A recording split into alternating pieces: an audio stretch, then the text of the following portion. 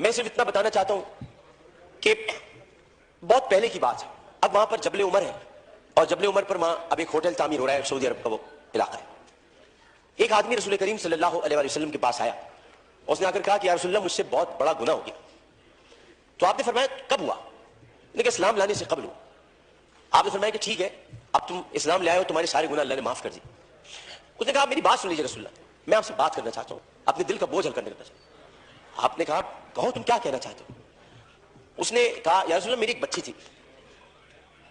بچی تھی، اور میں اس بچی کو جب وہ 5 سال کی ہوئی تو میں اس بچی کو کہا میں چلو تمہیں جنگل لے کے چلتا ہوں، اور میں اس کو لے کر چلا۔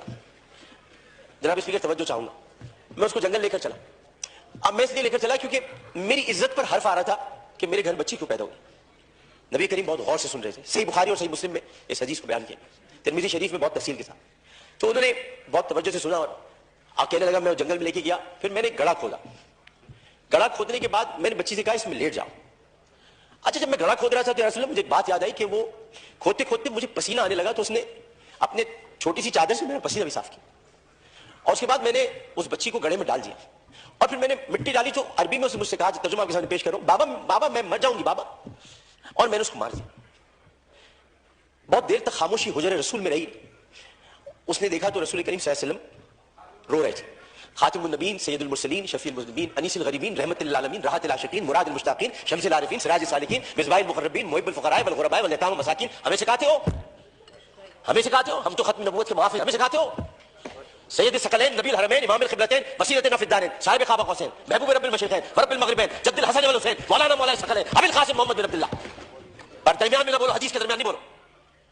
اس کے بعد نبی کریم صلی اللہ علیہ وسلم نے یہ کیا کہ ان کے زار و قطار آنسو بہنے لگے، اور انہوں نے کہا کہ قسم اس پروردگار کی جس کے قبضے میں محمد کی جان ہے صلی اللہ علیہ وسلم، اگر تو اسلام نہ لاتا میں تجھے سر عام سب کے سامنے تیری گردن اڑاتا۔ یعنی مطلب یہ ہوا کہ نبی کریم نے بہت پہلے بتا دیا تھا کہ بچیوں کے ساتھ ظلم کرنے والوں کو سر عام ان کی گردن کاٹی جائے گی۔ یہ اصول متعین کر دیا تھا محمد مصطفیٰ، یہ سزا متعین کر دی۔ ظلم کرنے والا جناب اسپیکر کوئی صنف نہیں رکھتا، خدا کے لیے اسے مرد نہ کہے، خدا کے لیے اسے عورت نہ کہے۔ ظالم کی صنف نہیں ہوتی، ظالم کی صنف نہیں ہوتی، ظالم نہ مرد ہوتا ہے، ظالم کو مرد نہیں کہتے۔ میرے بھائی نے کہا ہے فیصل بانڈے نے میں نامرد بنا دوں گا، ارے وہ تو ہے ہی نامرد، جو عورتوں کی عزت لوٹنے نے کیا نامرد بناؤ، وہ تو ہے ہی نامرد۔ ہم ظالم کی صنف مقرر کر کے معاشرے کو پھر تقسیم کرتے ہیں۔ ہمیں کسی کی صنف مقرر نہیں کرنی، ہمیں صرف اور صرف قرآن اور سنت کے مطابق ان سزاؤں کا احیا کرنا ہے جن کی ضرورت ہے۔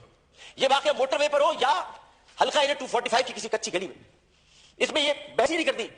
بحث ہمیں یہ کرنی ہے کہ انسانیت کی تصدیق ہوئی، بحث ہمیں یہ کرنی ہے کہ ہم کیا کر رہے ہیں، بحث ہمیں یہ کرنی ہے کہ اگر ہم ریاست مدینہ کے دعوے دار ہیں تو ریاست مدینہ میں اگر ایسا واقعہ ہوتا تو ہم کیا کرتے۔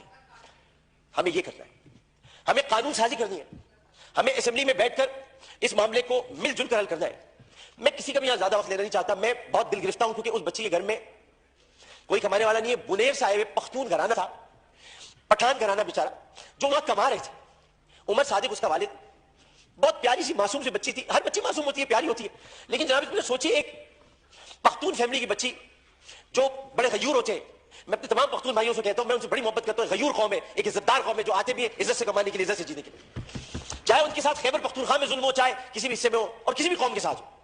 پاکستان کا ہر قومی رکھنے والا فرد میرا پاکستانی بھائی، اور میں یہ کہتا ہوں کہ وہ بچی ایک دن جب اس کمرے میں رات بھر اس کو بند کر کے رکھا گیا ہوگا، اور پھر اس کو درندگی کے ساتھ اس کی عصمت دری کرنے کے بعد اس کو جب زندہ جلایا ہوگا تو کتنی تکلیف ہوئی ہوگی اس معصوم سی بچی مروہ کو، جبکہ قرآن کہتا ہے ان الصفا والمروہ من شعائر اللہ۔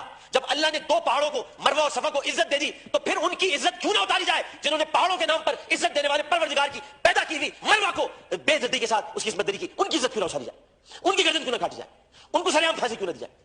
جناب اسپیکر، میں آپ سے صرف یہ بات کہنا چاہتا ہوں، میں شکریہ ادا کرتا ہوں اپوزیشن بینچز کا بھی، میں شکریہ ادا کرتا ہوں اپنی پارٹی کا بھی، میں سب کا شکریہ ادا کرتا ہوں کہ جو اس وقت اس درد کو سمجھ رہے ہیں، جو درد کو سمجھ کر بات کر رہے ہیں، اور جو نہیں چاہتے کہ اس وقت سیاست ہو۔ ہم میں سے کوئی نہیں چاہتا، اور جو ان باتوں پر سیاست کرے گا معذرت کے ساتھ، پھر وہ سیاست کر رہا ہے، عبادت نہیں کر رہا، وہ عبادت نہیں کر رہا۔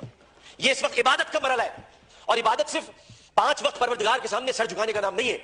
عبادت ظالم و جابر حاکم کے سامنے کلمہ حق کہنا بھی ہے اور عبادت اپنی جگہ پر رہتے ہوئے جو اللہ تعالیٰ نے قوت گویا عطا کی ہے. اور 5 سوالات جب حشر میں کیے جائیں گے, کہاں سے کمایا تھا, کیسے کمایا تھا, جوانی کہاں گزاری, بولنے کا علم دیا تو بولے کہ نہیں بولے, ما کنت تقول فی ھذا الرجل, اس رسول کے بارے میں تمہارا کیا خیال ہے, کیا جانتے ہو, اس وقت ہماری زبانیں گم ہو کر نہ رہ جائے.